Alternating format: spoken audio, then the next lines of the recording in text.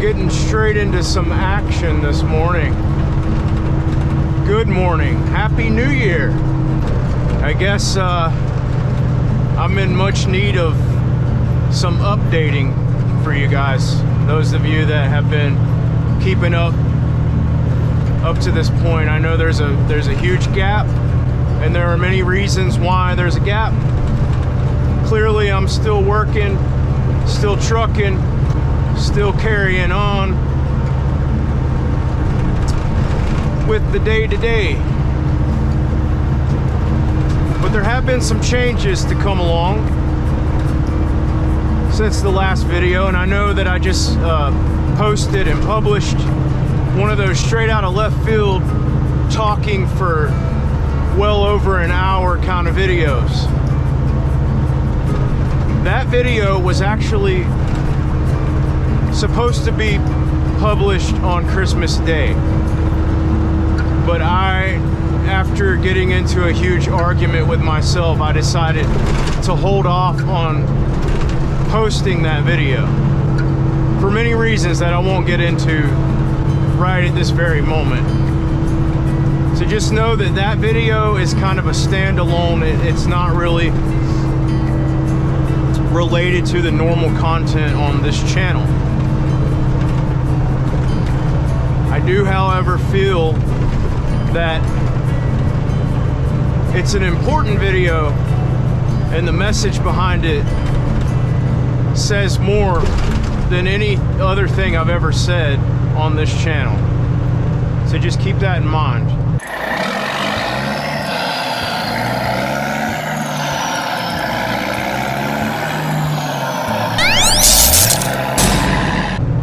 Now, I am about to get straight into some action here, if I can get over.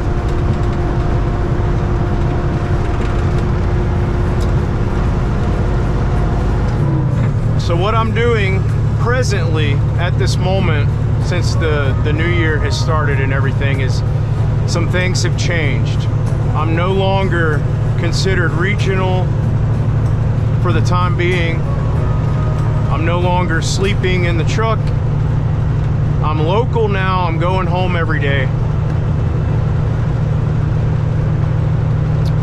And which I think is a good thing, by the way, because it's just my preference. But I'm kind of doing dedicated work right now because this company, same company, picks up contracts with Scott's. Scott's is a company, they make all kinds of stuff, let me put it this way, they produce and manufacture all kinds of stuff. Fertilizer, grass seed. In my particular instance, what I'm doing right now is dedicated runs for Scott's, hauling mulch and topsoil, that kind of stuff, potting soil, and I'm delivering it to Home Depot, Lowe's, sometimes Ace Hardware in the metro Atlanta area. He actually said it could be all of Georgia, but I have yet to really deliver. This is the first week that I've been doing this, but I have yet to deliver anywhere outside of the metro Atlanta area thus far. So basically what I'm doing is staying in this vicinity of like central Georgia,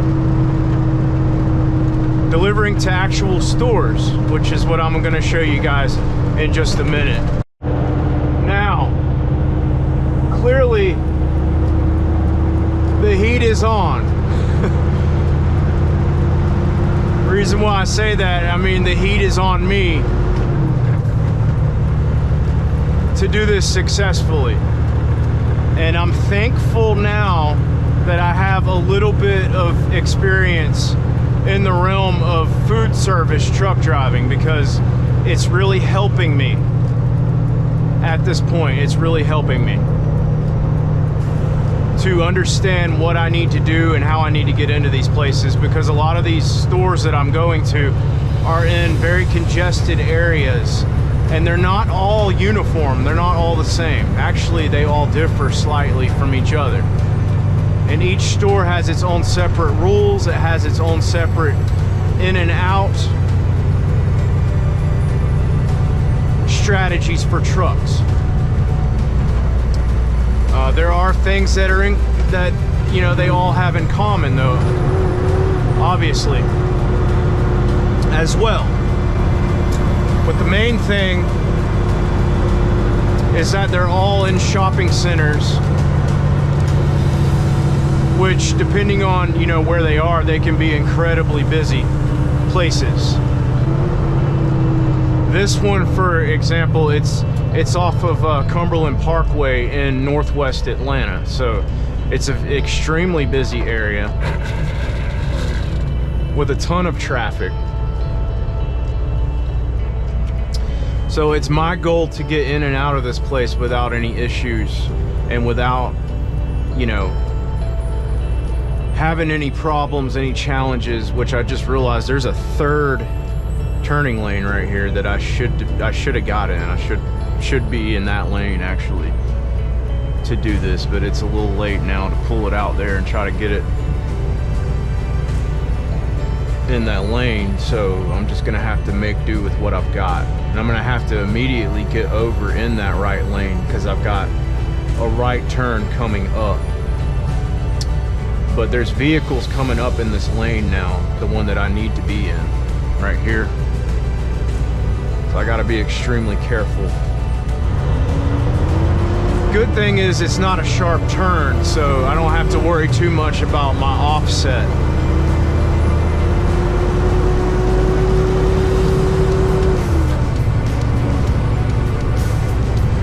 And I'm gonna have to get, like I said, over immediately into this lane. Got a right turn coming up at the next intersection. Now, naturally, when you're doing stuff like this, you'll find that Google Maps is your best friend. However, Google Maps is not always up to date with imagery.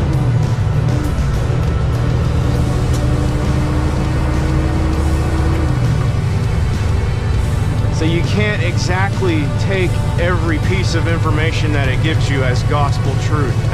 You see what I did there? All right. But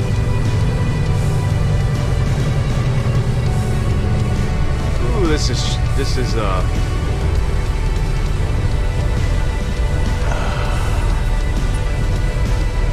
kind of a sharp turn. I'm coming up on the curb. Okay.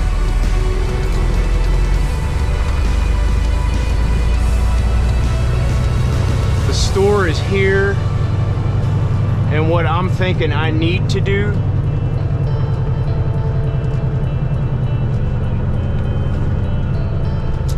is actually come in right here.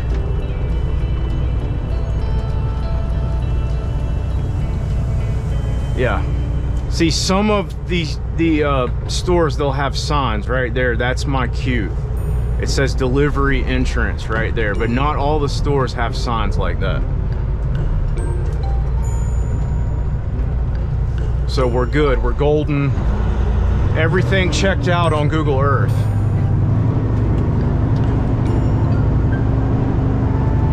I'm gonna talk more about what's on my trailer a little bit later on, but right now I gotta make this delivery before it's late. Got a 9 a.m. appointment and it's 8:58, so I need to get it back there.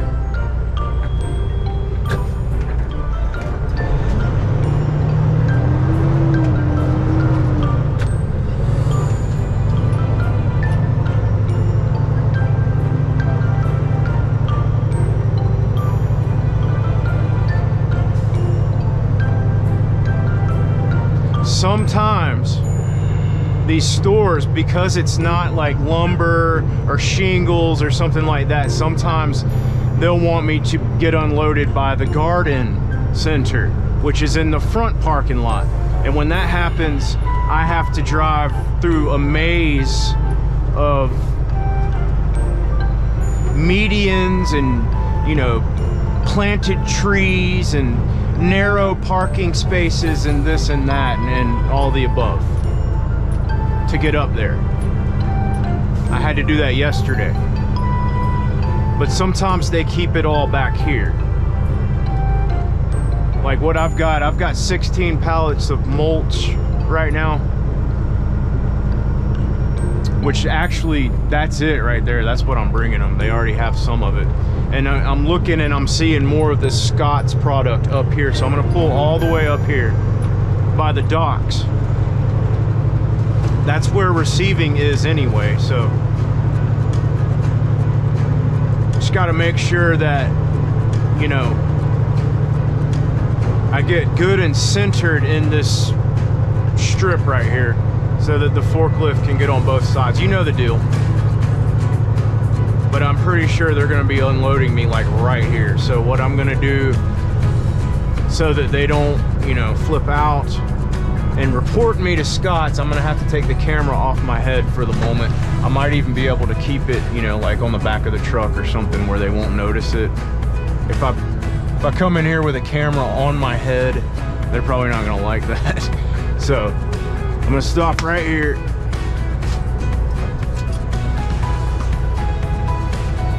And get busy, get checked in, the whole nine.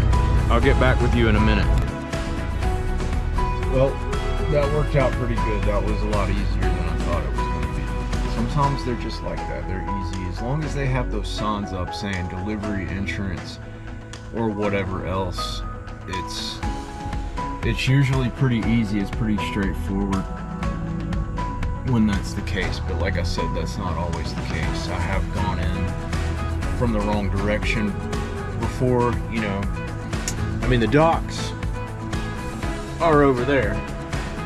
You see those wiener wagons sitting over there? Well,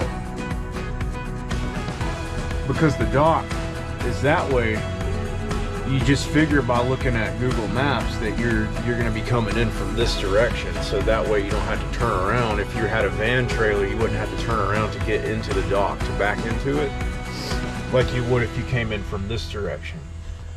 So that's usually what I try to do. I try to come in from the direction where I know, you know, the van trailers are going to be facing the right way to back up to the dock, and that normally works, but not always. Sometimes you have what looks like an entrance or an exit on Google Maps actually blocked off. There's a do not enter sign over there. They got a lot of their material sitting over there blocking that little alley or whatever you want to call it. So when you come in from the wrong direction and you run into something like that, you have to turn around. And sometimes you have to turn around in the actual front parking lot of the shopping center. Sometimes that's easier said than done. But yeah, other than that, there's a lot of stuff about this that's really cool. And I know I didn't tell you guys anything about this. I knew that it was coming. He told me when he hired me back in September that at the beginning of the year, we usually run locally, dedicated for Scott's, and we deliver, he said fertilizer, he said topsoil, but he didn't say anything about the mulch.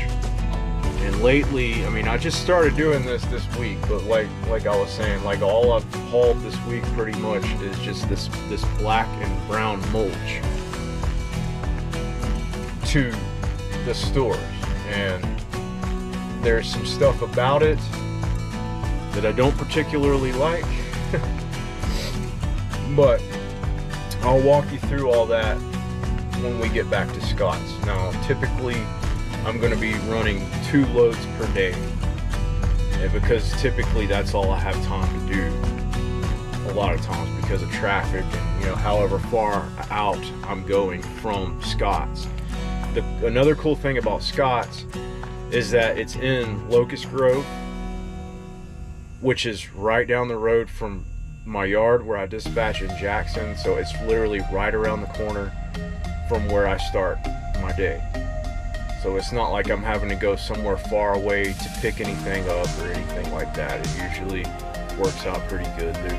they're close together. You know, my dispatch yard and where I'm picking these loads up, they're very close together. So that's one good thing about it. Another good thing about all this is that I don't have to tarp any of this stuff. It's all shrink wrapped. You know, I'm not taking it far. And, you know, the stuff's already wet anyway. I mean, it's soil, so it's gonna get wet. You know, mulch, it all gets wet. It's made to get wet. You know, so it doesn't matter if it gets wet, which means I don't have to tarp any of it, which is awesome. I love that. Now, as far as the income goes, these loads, they're not paying as much as some of the loads that I have picked up since I started working with this company, but the fact that they're very consistent and I'm doing 2 a day, like every single day of the week, that means I'm doing 10 loads a week typically, sometimes maybe even more than that. It all, you know, adds up to be not so bad, and it's actually better. From what I've been told, like I said, I just started doing it this week, but from what I've been told, my average income each month is gonna go up compared to what it has been in the past few months, and then it's gonna kind of level out as long as I'm consistent with doing 2 loads per day, which is not that difficult to do. It's not that hard. Unless the wind's blowing really hard, because if you guys are flatbed drivers, you know what it's like trying to throw straps up over really high stacked stuff on your trailer when the wind's blowing hard. That's when it gets a little bit difficult. I'm gonna shut up and I'm gonna leave you guys here until I get back to Locust Grove so I can show you this Scott's place, what it looks like. All right. I-75 southbound, exit 212, Locust Grove. This is our exit.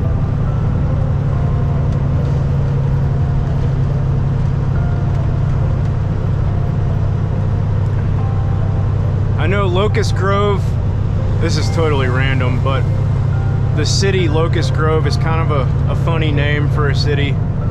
So I got curious one day and decided to look up on Wikipedia why they called the city Locust Grove.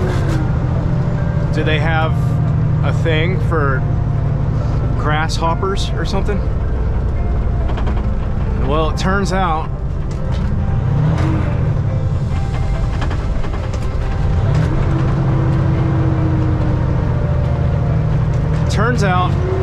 that whoever founded the city back in the mid-1800s established it on a plot of land where there were some locust trees arranged in a peculiar fashion, and they thought it so noteworthy that it inspired them to name the city after the tree grove of locust trees. And I didn't even know what a locust tree was, but here's a picture of one. They're actually more common than you would think. I've seen trees that look like that before, but I didn't know they were called locust trees. But anyway, that's where the name of the city comes from.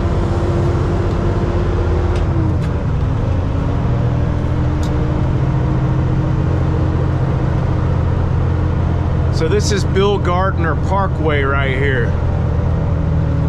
Back behind us is a no-go zone for trucks. City of Locust Grove and McDonough have made sure that trucks will not use that part of this road for access to anything. And I won't get into all of that. But nonetheless, we're gonna head this direction. This is east, and we're gonna head over here and bang a right onto US 23, and then we're gonna head south. Only a few miles. We're gonna drive through the main strip part of the old town part of Locust Grove, if I can get through these lights. And you know, after that point, it's just a few more miles south on 23. This place, it's a pretty big property. It's on the right down there. You'll see it in a minute, but this is where it is. And I don't have my next load yet. Kind of curious about that, wondering why. Normally I would have one by now, but I don't yet. So we might have to sit and wait for a minute. One thing I do want to try to get done today is I have to go take my 5th drug test. This will be 5 of 6, I believe. So the last one, you know, unless they decide that they want to be really mean to me and prolong this, because guys, like, I've talked to different people, I've heard different people say different things that have been in the SAP program, and a lot of them have told me, don't worry, you're gonna have 6 drug tests. They can't give you any more than that. They're not going to give you any more than that. If you pass 6 of them consecutively, at that point they're tired of paying for drug tests because they are kind of expensive, especially the DOT drug test. So at that point, I guess they just reckon that you're over your little fixation that you had, which caused you to get on the program to begin with. And at that point, the violation is lifted from your FMCSA clearinghouse. So you are no longer in the program. You made it through the program. But the one thing that remains is the record, letting every company that you apply for in the future know that you did fail a drug test. And they're gonna be able to see that for the next 5 years. Some companies, again, they're not gonna want to hire you knowing that you have a history of failing a drug test. Other companies are a little bit more understanding, which, to be honest with you, I'd rather work for a company that's more understanding than a company that demands perfection, which actually isn't real to begin with, because no driver is perfect. Yes, I understand that not every truck driver has done what I did. I get that. I'm not trying to say that they have. All I'm trying to say is that the standards that some companies put on truck drivers is a little ridiculous and a little unrealistic. And you know the funniest part about all of it? The ones that provide no grace whatsoever. The jobs that they are offering aren't even that great to begin with. I'll give you an example. Western Express, a company that will hire an ex-convict, will not hire you if you have ever failed a drug test and it's on record. They will never hire you. At the same time, there's my load, I just got it. At the same time, the job that they're offering, their pay level and the terms of what they offer, like benefits and all that stuff, aren't even that great to begin with. So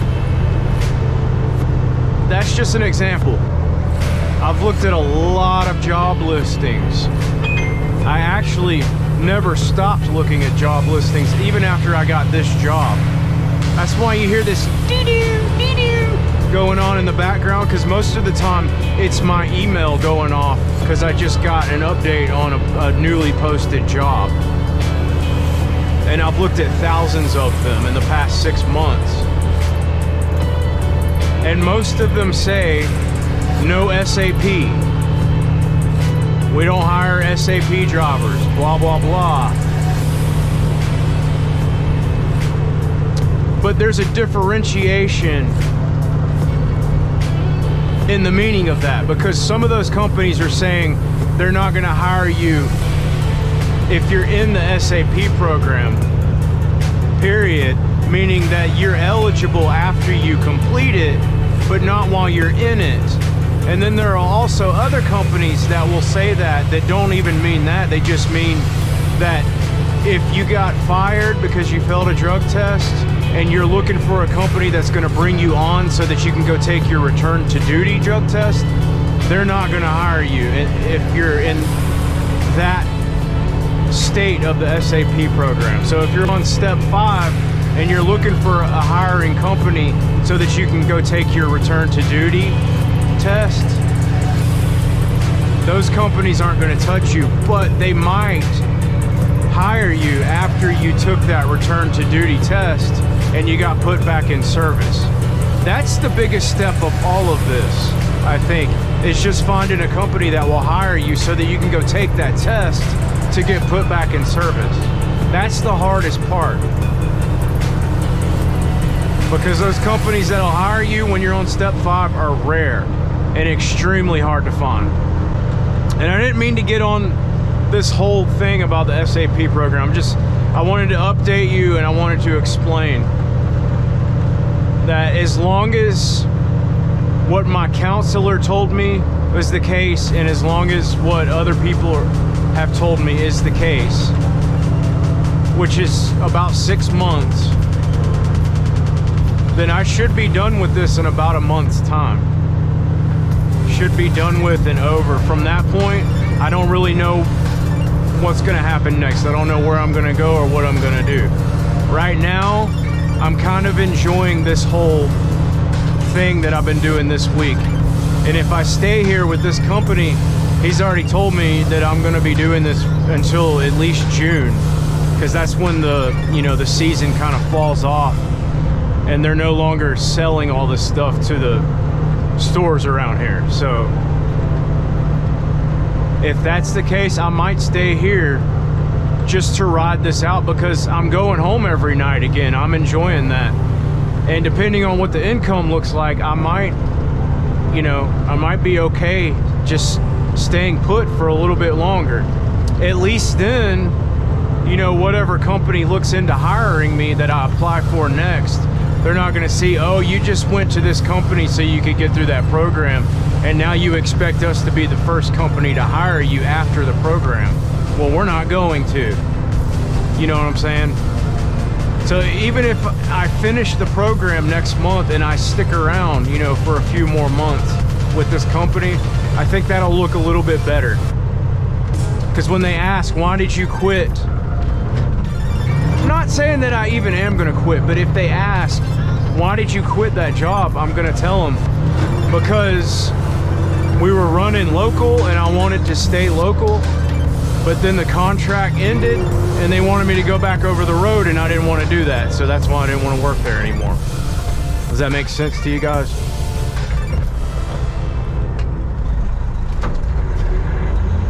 Hopefully it does.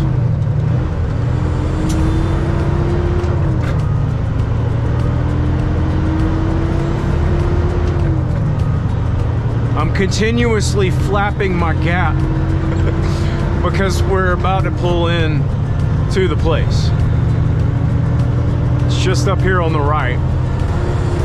And I just got my new load. I'm gonna check it out as soon as I pull in. This is the busiest railroad track I've ever seen in my entire life. There's a train coming through here like every freaking hour on the hour. Big Blue Warehouse, that's where we're going.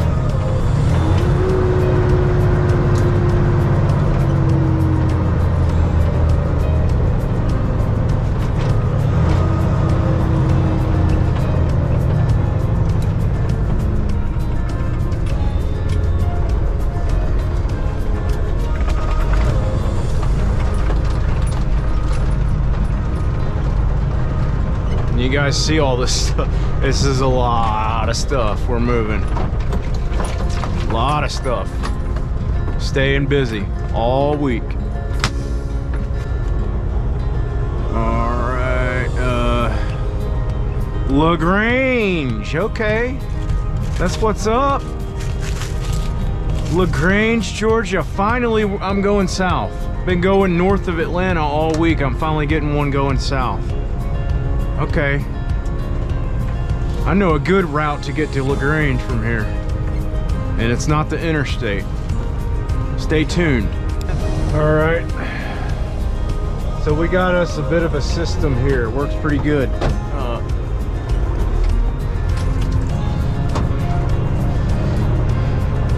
First thing I do after I get my paperwork,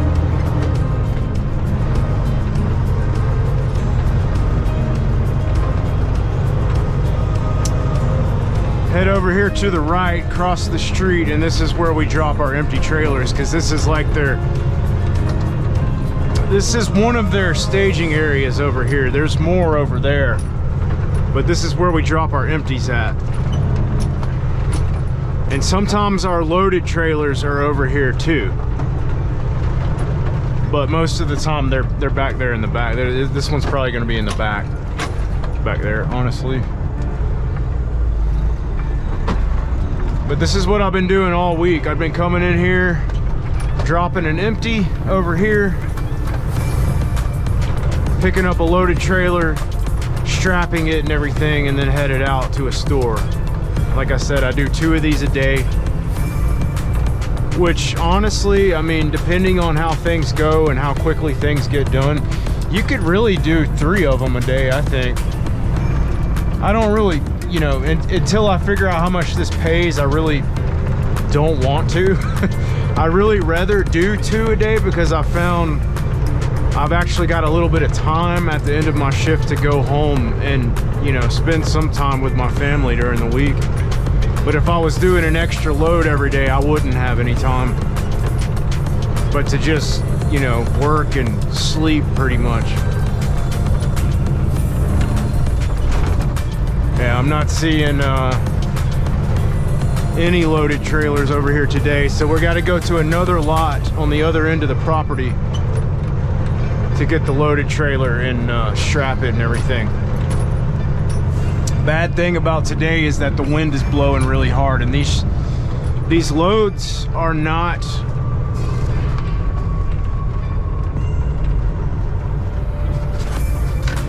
the easiest things to strap when the wind's blowing. And I'm gonna get into it. I'm gonna explain everything once I get over there and start working. I can typically get it done in about 20 minutes, depending on how many times I gotta attempt to throw those straps though. So what I normally do is I'll come in here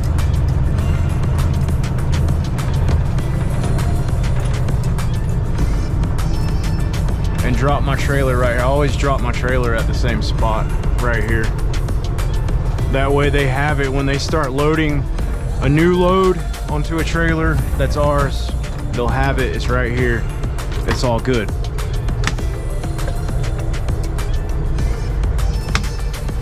Now, one bad thing about all this is I'm dropping and hooking a lot. And our equipment is a little beat up, a little ragged, a little wore out. And so you come to find that things like landing gear cranks and stuff like that, sometimes it gets kind of difficult. Sometimes you get slowed down with, you know, just wore out, beat up equipment.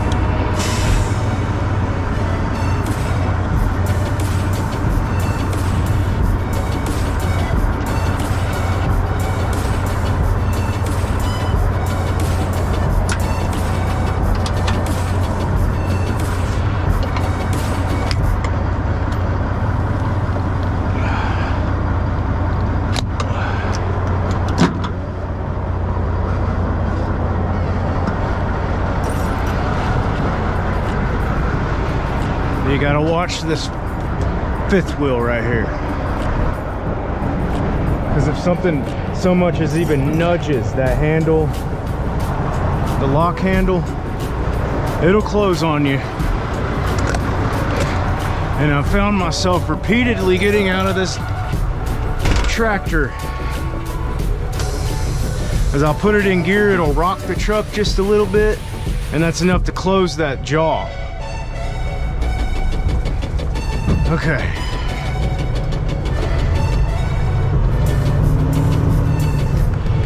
I try to just put it in first gear when I do that. Okay, that was trailer 29 that I just dropped. I'm going to pick up trailer 17.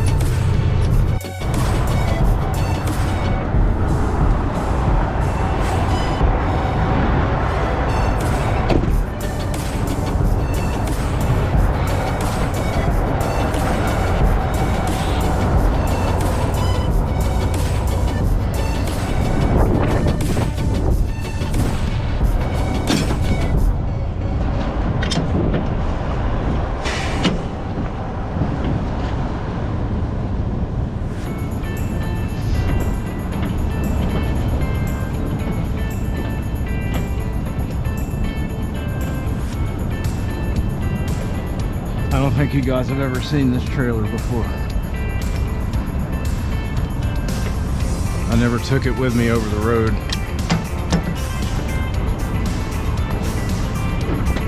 It's not that bad though. We definitely have worse trailers than this one.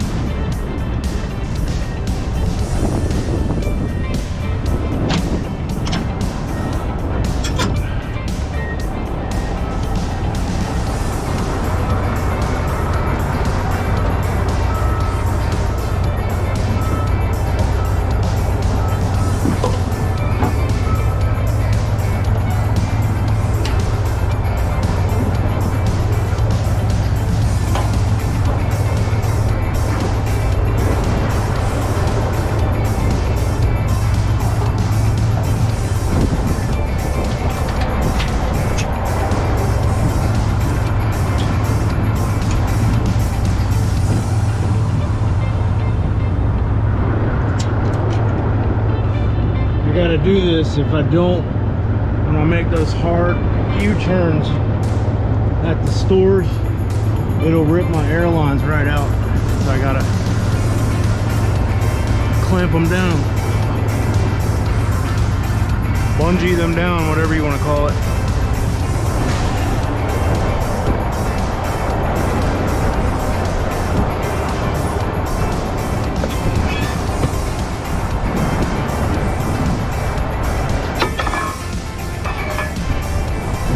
Where it gets fun right here. That freaking wind ain't no joke.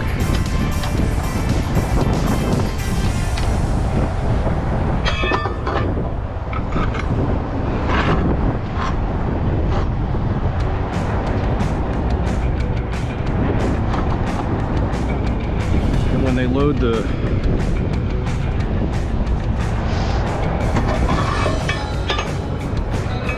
the trailers like this and you can't get your buckles through the rub rail,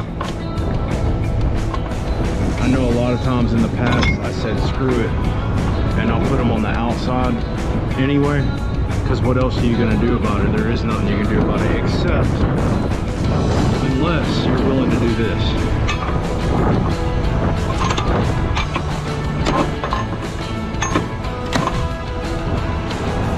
You do that,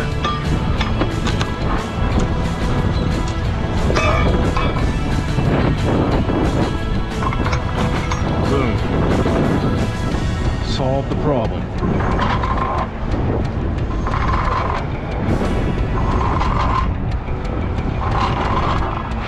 Only other question with that would be, is it worth the time to sit there and do that all the way down? Well, it depends on what you're hauling. If you're hauling something like this, yes, it is. These things shift like crazy.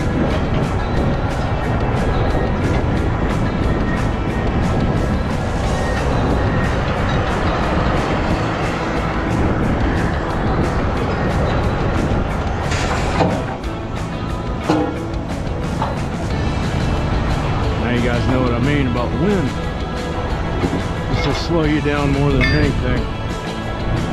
This wind.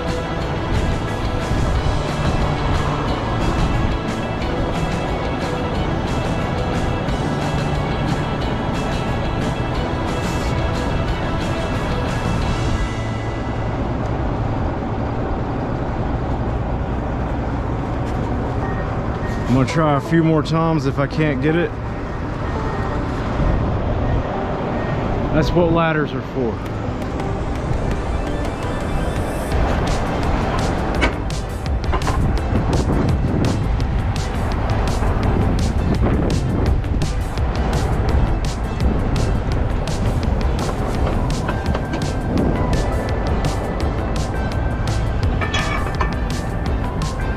You gotta work quick in between the gusts, because when that wind starts blowing, it'll blow it right off of there like it's nothing.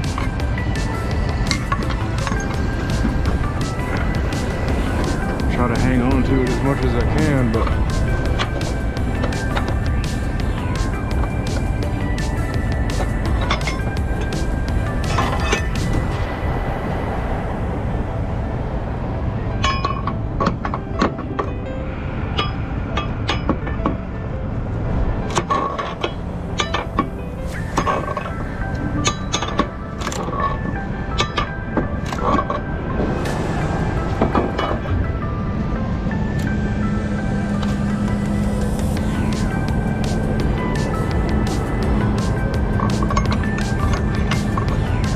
frustrating.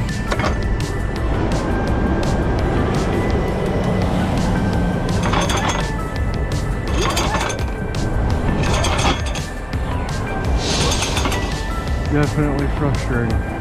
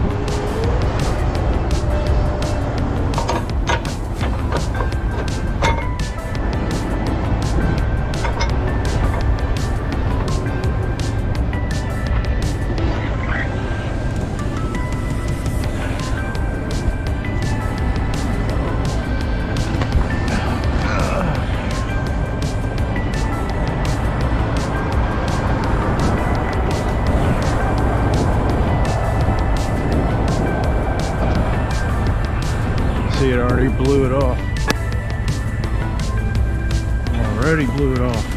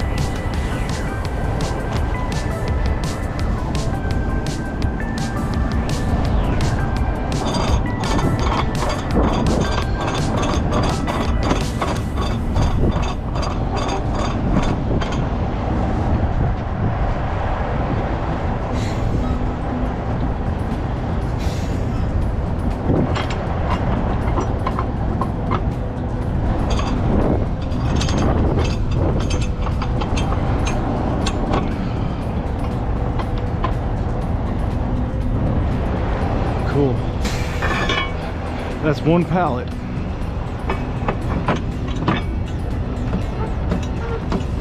Only 7 more to go.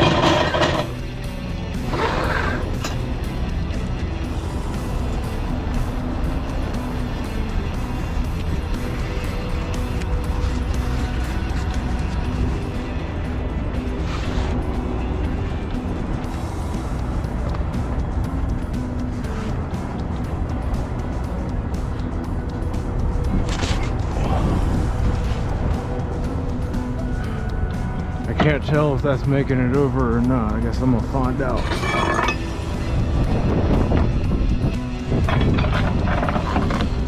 In just a minute.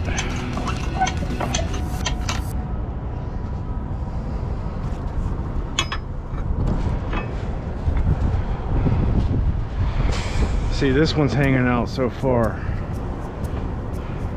that I'm really gonna have to do some damage to this pallet to get this thing, to get this buckle under the rub rail. I'm gonna have to mess the pallet up, but I might run that one on the outside because I really don't see any other way of doing it. The reason why I don't like doing this is because these things shift, and when this strap is this far off the deck of the trailer, because you got it on the outside of the rub rail, it gives the pallets more room to shift this way or that way. Whereas when you got the, you know, the strap going under the rub rail, it doesn't have as much room to shift left or right. You see what I'm saying? If it was long pieces of lumber or something like that, it wouldn't matter that much. But because it's little pallets, it's a pretty big deal. I'm just gonna have to take the corners extremely smooth.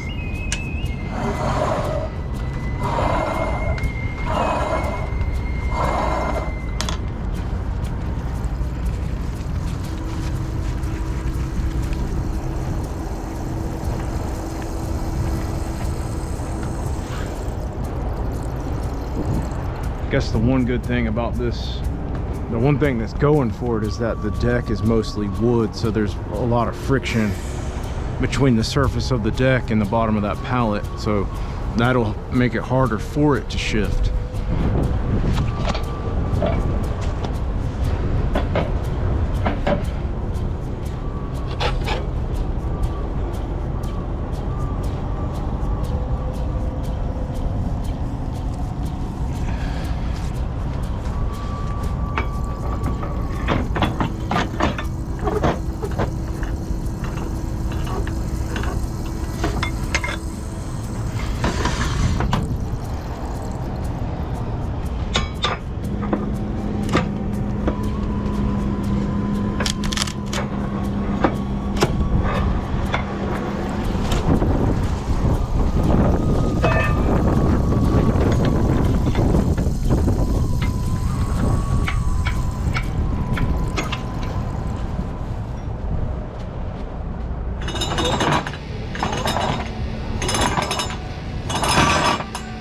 To get up there and fix these straps. No choice today. It's too windy.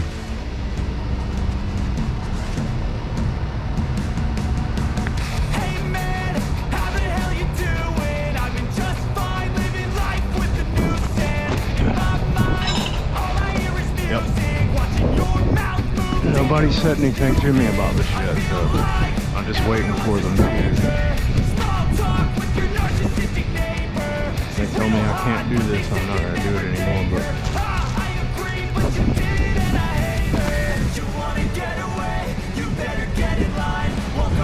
until then I'm gonna keep doing it.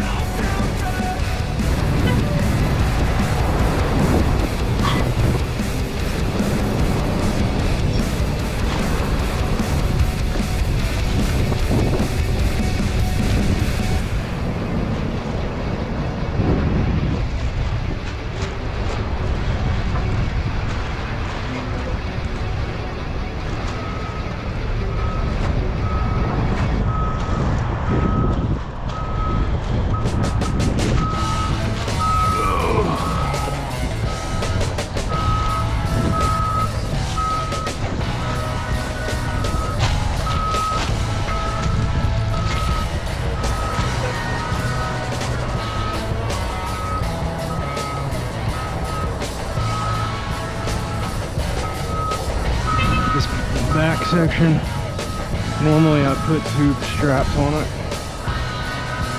but because of the way it's sitting over the back wheels of the trailer, I can't really do that.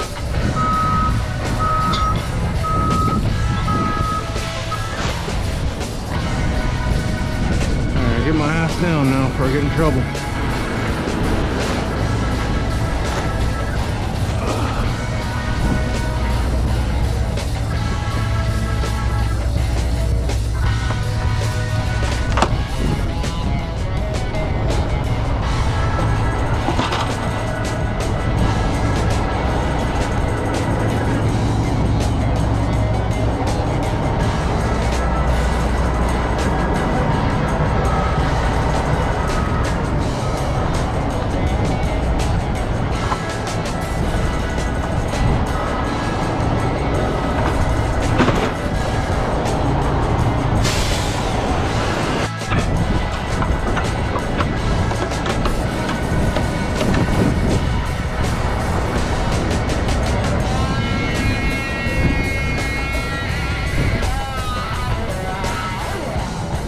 Check my buckles on this side and then we'll be out of here. She's done.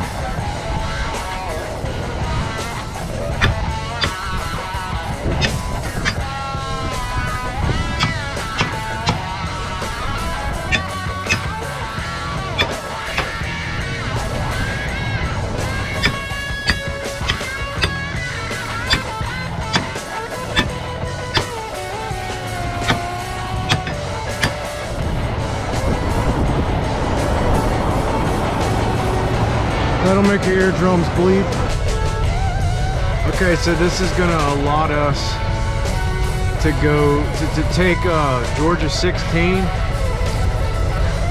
through Griffin to Georgia 362 to Georgia 109, and it's off of that main exit off of I-85 in LaGrange, the 109 exit.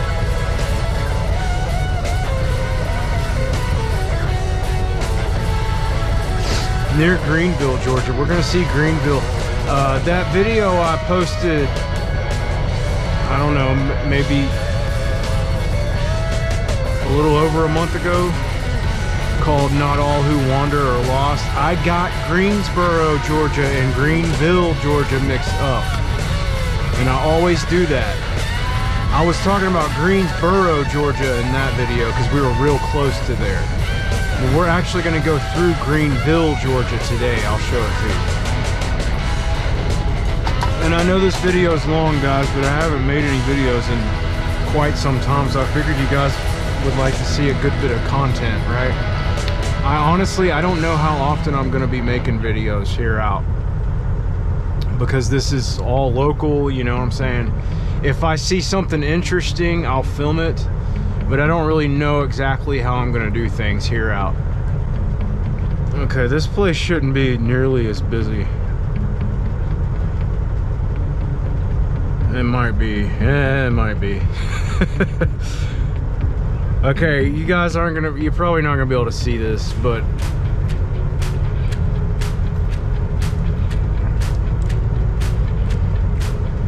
here's a conundrum, okay? This is the Home Depot that I'm going to. You see the parking lot, right? Can you see that? If you can't see that, I'm just gonna cut this whole clip out. I'm gonna be coming in from 109, which I believe is right here. This crossroad. I'm gonna be taking a left at this intersection, and then there's the driveway for Home Depot. So I'm thinking I'm gonna turn left onto that road right there, even though looking at it, it doesn't look like you can make a left onto that road if you're coming from that way. So that might not be possible. But I'm thinking I'm gonna go around the parking lot and then around the back of the building in a clockwise kind of fashion instead of counterclockwise.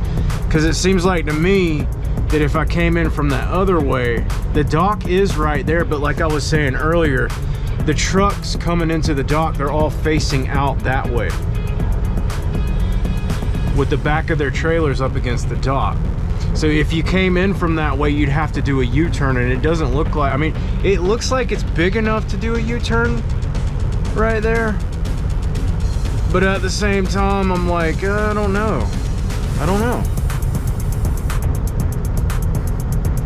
So I'm just trying to use judgment to figure this out, figure out the best thing to do.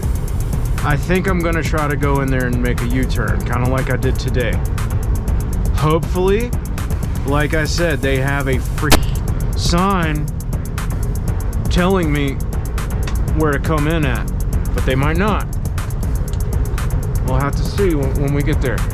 Let's go through Griffin real quick.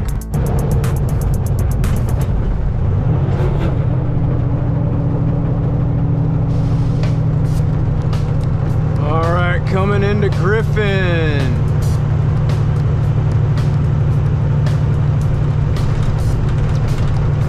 Naturally, considering the nature of what I'm hauling on this trailer,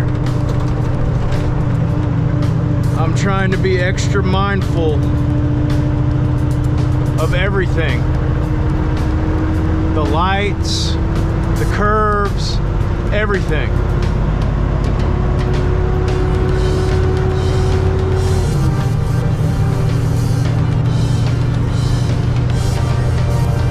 I've been doing flatbeds since last September, and I've hauled a lot of stuff, but I've never hauled anything typically like I've been hauling this week, which is these big, high stacked bags of mulch. Again, they're bulky, they're soft. You might even be able to use the word flimsy and get away with it.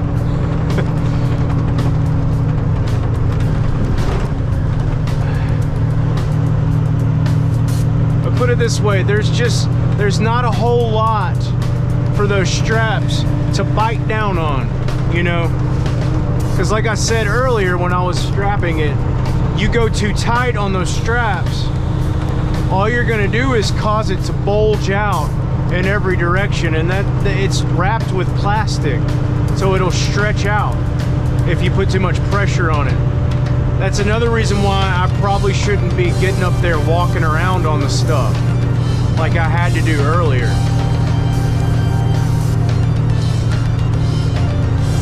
But I don't think I ever will typically get used to looking in my mirror and seeing it hang out on the edge like that. I don't like that. It makes me nervous, so I'm slowing down, especially around traffic lights. And that's another reason why it's so important to put 2 straps on the very front pallet. The pallets, they obviously don't weigh, you know, what do those straps hold a piece? Like 5,300 pounds or something like that?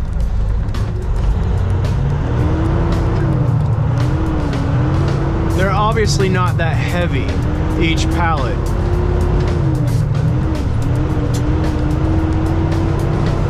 But again, the fact that they're so high, the fact that all it really is a bunch of dirt and mulch and crap in bags stacked very highly,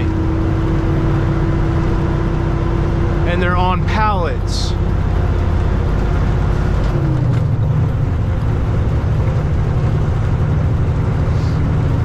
There's not a lot of rigidity to the stuff. And so that makes it very prone to shift.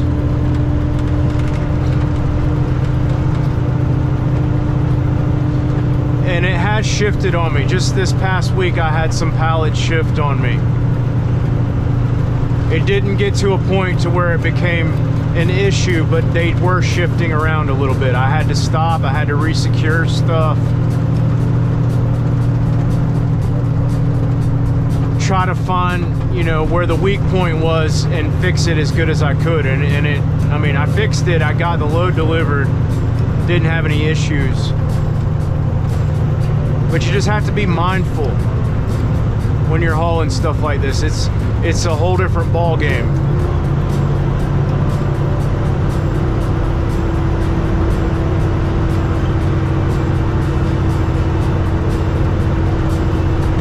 So I tend to slow down when I'm loaded with the stuff.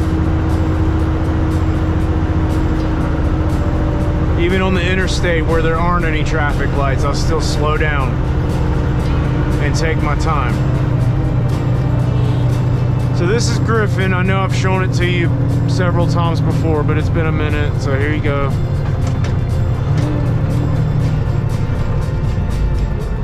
Again, on my last job, I used to come through here several times a week.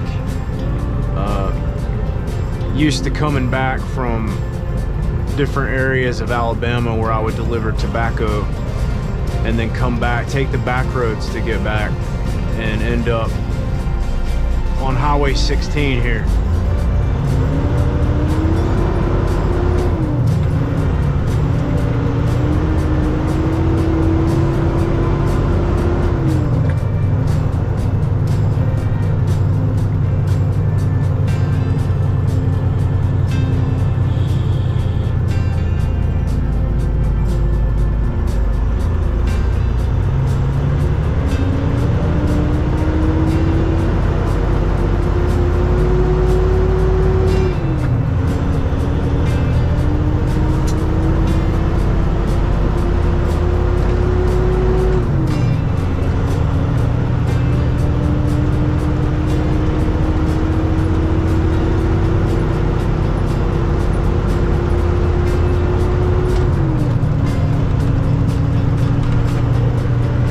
Busy city. All I'm doing right now, I'm trying to avoid having to brake any harder than necessary if one of these lights were to change on me. Now we'll be hanging a left onto US 19 and 41 down here. And we'll only be on that road for a mile, if that, probably not even a mile, to get down to the exit for Georgia 362, which is a fun road. I like it. Again, another road that I used to use all the time on my last job. Only reason why I mention my last job so much is because that's where this YouTube channel started. And so I refer back to a lot of the content that I filmed last summer. That, and I do miss my last job. I do. I liked it. It wasn't just because of the money. It was for several factors. I enjoyed doing it most of the time. Most of the time, not all the time. There were some things about it that I really did not like at all, but as far as the work, and in most cases, the places that I had to go to, I liked it. It's pretty cool. Okay, keeping in mind that's a blind hill.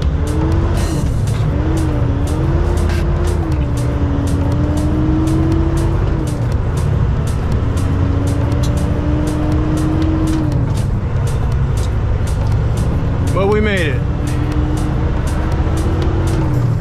See, every left turn I make, I'm looking in that mirror to make sure that pallet hasn't shifted over. It's one of the pallets in the middle, you see it? It's kind of hanging out over the side of the deck.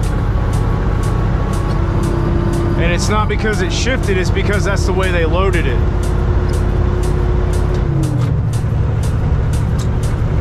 So that's another thing about all this flatbedding, is that whenever you pick something up, if something seems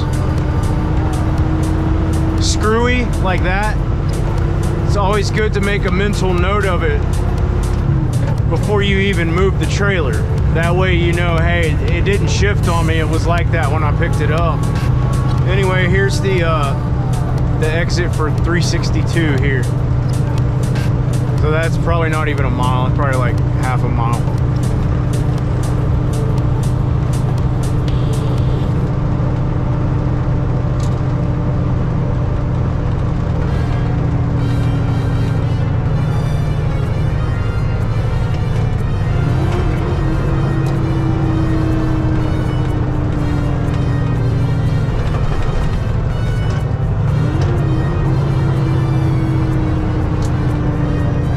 About 50 miles away from here.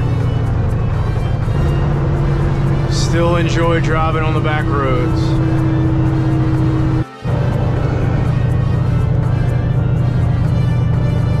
Okay, we got a sharp left turn coming up. And remember what I said about left turns. Well, we got one coming. Up here somewhere. Here we go.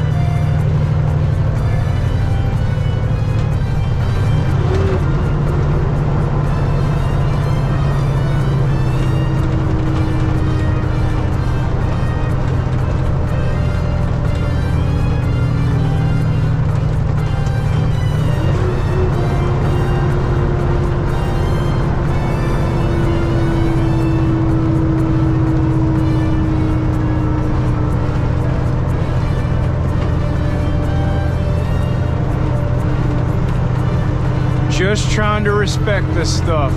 That's all I'm doing.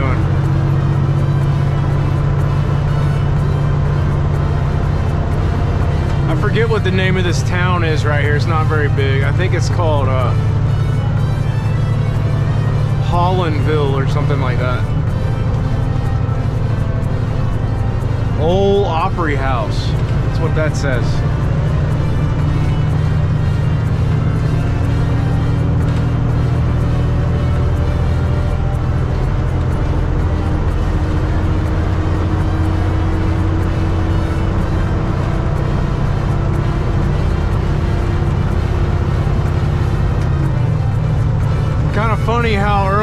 was in Atlanta.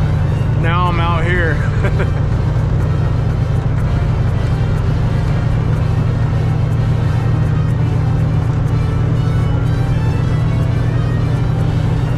There's typically a lot of truck traffic on this road because a lot of this stuff around here is timberland.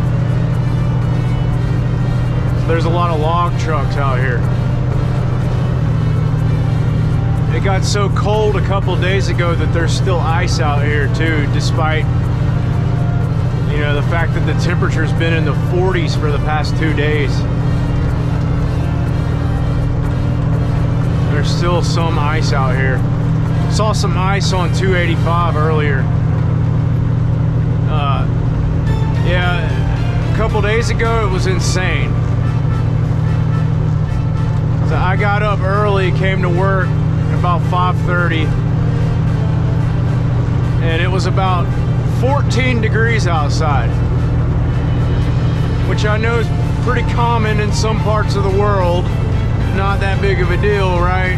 Well, it's a big deal here, obviously. So I came to work, started my truck up, you know, let it warm up for a little while, and headed over there around the corner to Scott's to pick my first load up. And I was just anticipating the heat to kick in, you know? Thinking, man, come on, warm up in here. It's so freaking cold. Freezing my balls off. Well, I kept waiting and waiting, and I picked my load up and I headed to my first delivery. It was up there,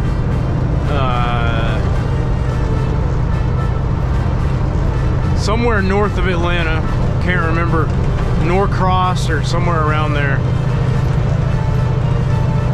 And I got out on the interstate with it, and I was thinking, man, that dang heat should be working by now. Truck's been running for a good half hour, maybe a little more. So my heat never kicked on.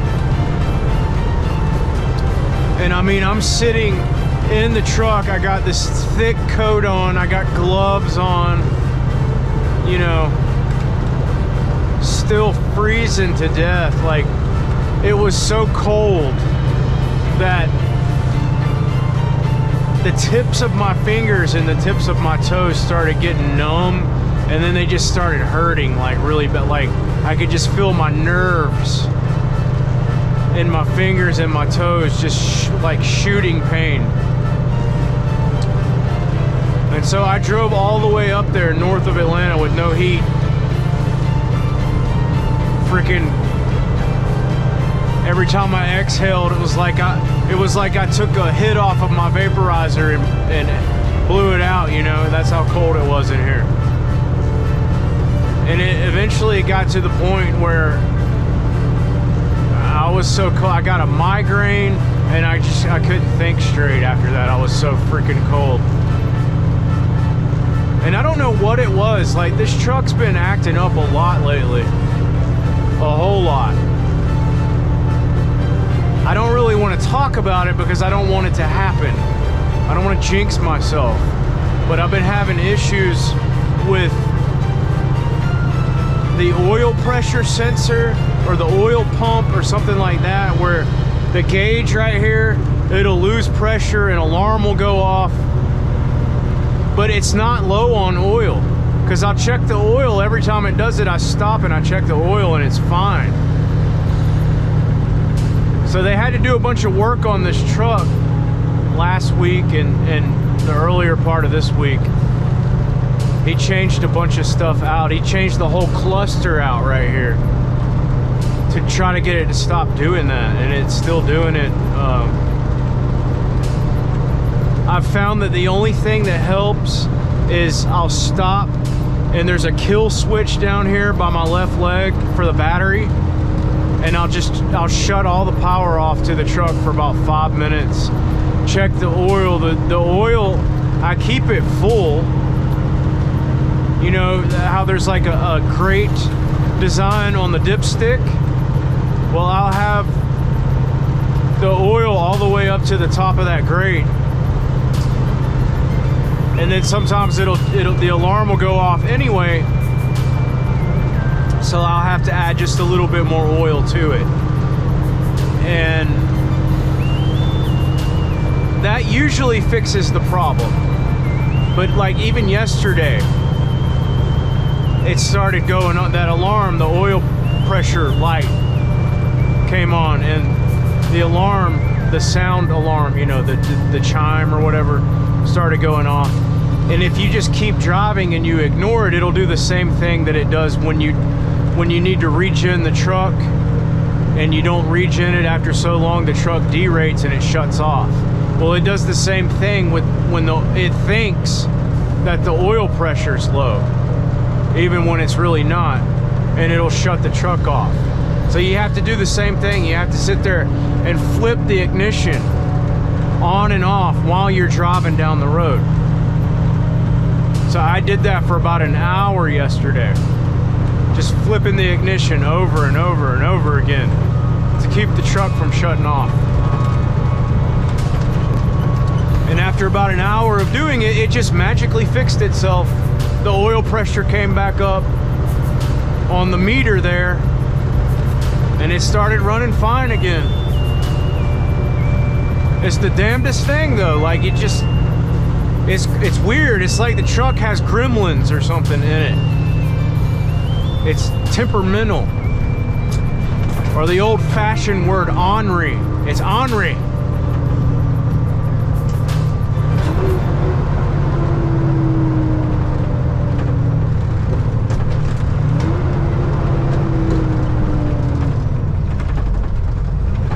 This is a fun intersection right here when you're coming back. It's not bad when you're coming from this way, but when you're coming from the opposite way, yeah, it's pretty bad.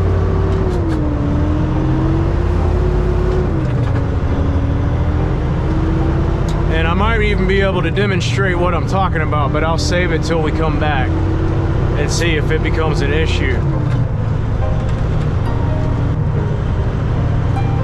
But we're still on 362. We're gonna hang a ride up here in a mile, stay on 362, and then I don't know, it's about 12 miles till you get to alternate, I think it's alternate 27, US 27, and that's the road that takes you down there to Greenville. So I'll show you guys what Greenville looks like. It's another really cool looking old town with a huge square.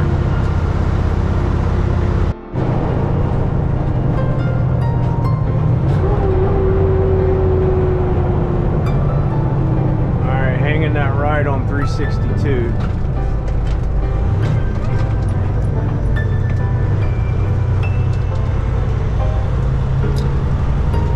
Greenville, 13 miles.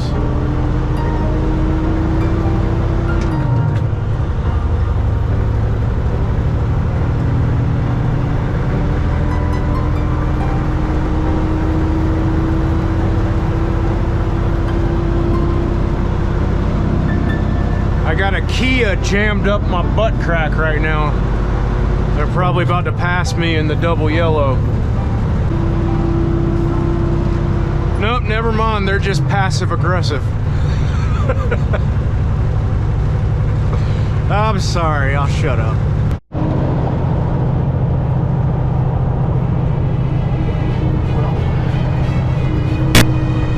I just love the looks that people give me when they see me driving down the road with a camera on my head.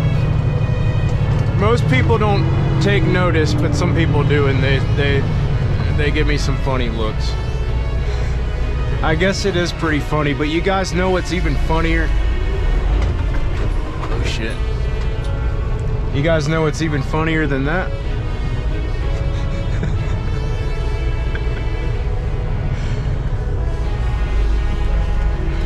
When you're driving down the road with a GoPro on your head, talking to yourself, because you think you're making a YouTube video,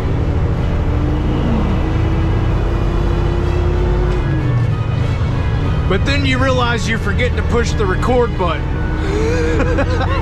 So you're just talking to yourself, thinking that you're recording a video clip, but you're actually not recording at all. You're just talking to yourself with a camera on your head. That's even funnier. All right, but anyway.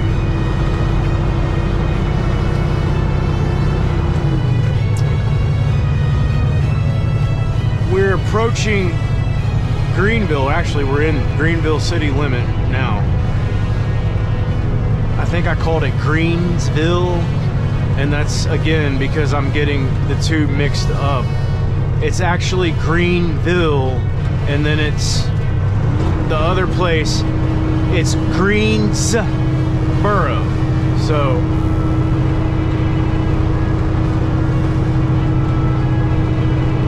there's no S in Greenville. And something's going on down here on the side of the road. We got a fire truck, a police car. Something's happening down here.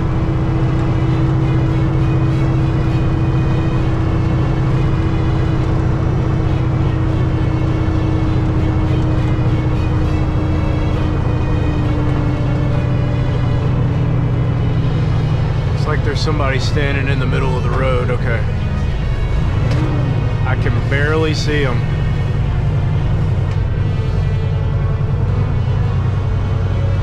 Oh my God, a car flipped over. Oh man,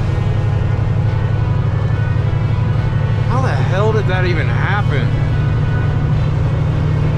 They had to have been hauling ass to flip over right there. That is insane. I know that the sun is kind of screwing everything up and my windows. I'm sorry, I haven't had a chance to stop anywhere to clean my windows. And everywhere I stopped earlier this week, you go to clean the windows with the squeegee, but everything's frozen over, so that's why my windows look so rough right now. I'm sorry. But yeah, that was a flipped over car on the side of the road. There wasn't a ditch or an embankment or anything. It was flat right there. Like, how the hell did they flip over right there? Anyway, this is the square in Greenville. Stop trying to call it Greensboro, Jared. It's not Greensboro.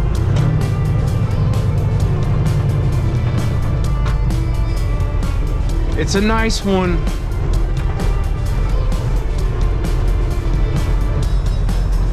Beautiful building there. Gorgeous. We're gonna hang a right here. Mosey on through.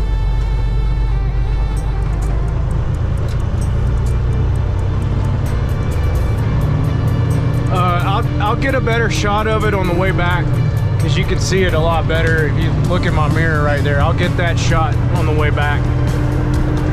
It's a beautiful building. It's actually, I think it might even be like I've seen that building on like a brochure, like a tourist brochure for the state of Georgia. So that's one of our best looking courthouses in this state, I think.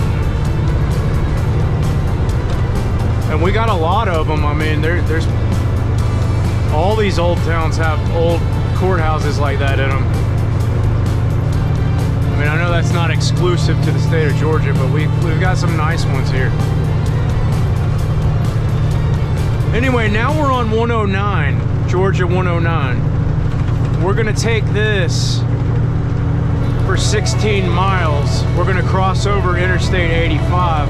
And apparently Home Depot's on the other side of the interstate, so I'll get back with you as I'm pulling into the Home Depot.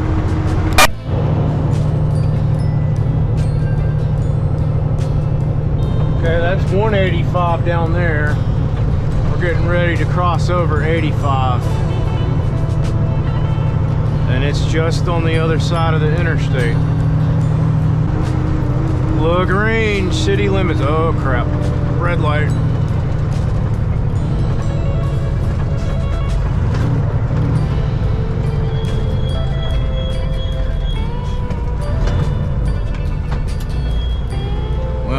to be all right. It wasn't too bad. Oh, it's green now. Imagine that.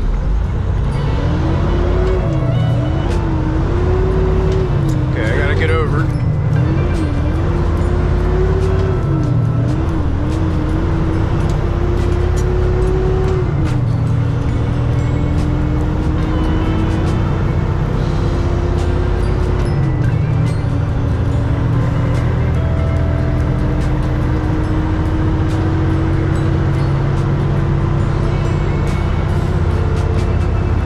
Glad I don't have to get on 85.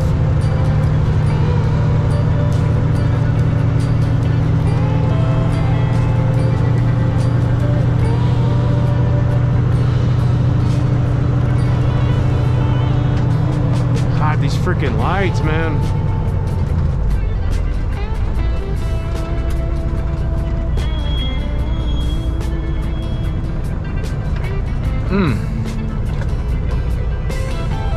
Ain't even nobody coming. It's just so, I hate traffic lights because of that.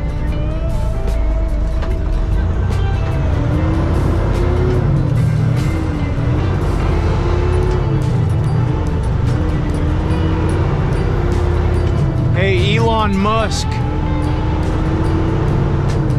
big AI guy. As much AI as you're developing right now, you think you can develop some more intelligent traffic lights?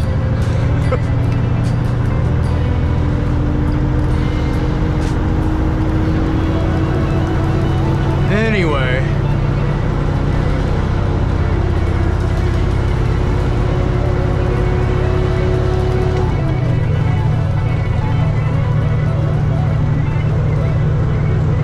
Sorry, I gotta have some momentum to get up this hill. I can't slow down for you because you want to pull out in front of me and cut me off. Alright, I gotta pay attention. Alright, I think I'm turning left at this light. That's what it's telling me to do, so.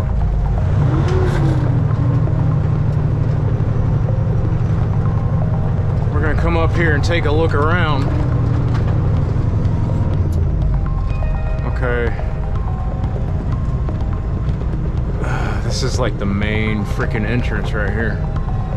But I think this is what I wanted anyway. I'm gonna turn to the right. I know I could have went, but I'm just gonna make sure that I got this down packed.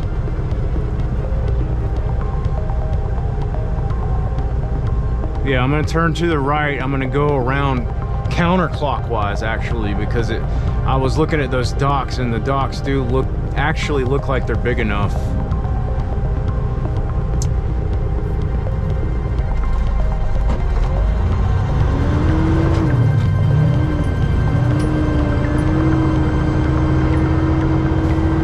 Take it super wide right here. Brush up against the tree a little bit. It'll be all right.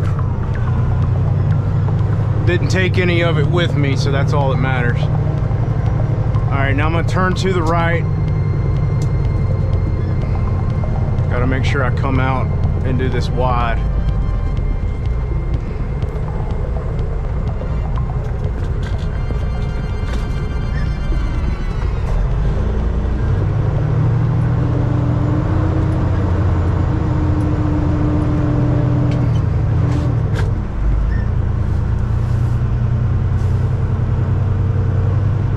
Thank you, thank you, thank you.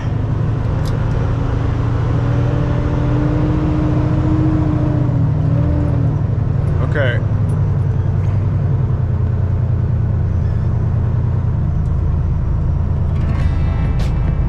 Yeah, see, they got their freaking garden center right there. But it looks like if I come down this aisle, this is the way to get back there.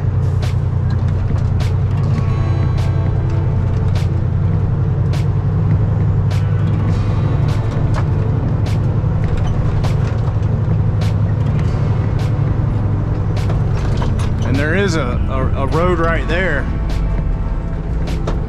that I could have came down that would have prevented me from having to go through the main parking lot, but I'll leave that way.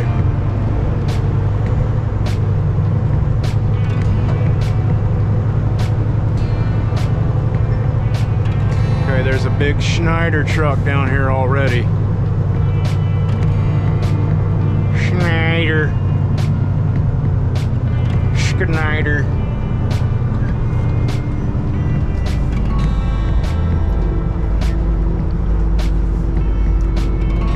I delivered some Home Depot loads when I worked for Schneider. I remember doing it. Went to New Orleans one time and delivered some Home Depot there. Okay. Let me get situated, figure out where they want me to be, and I'll get back with you.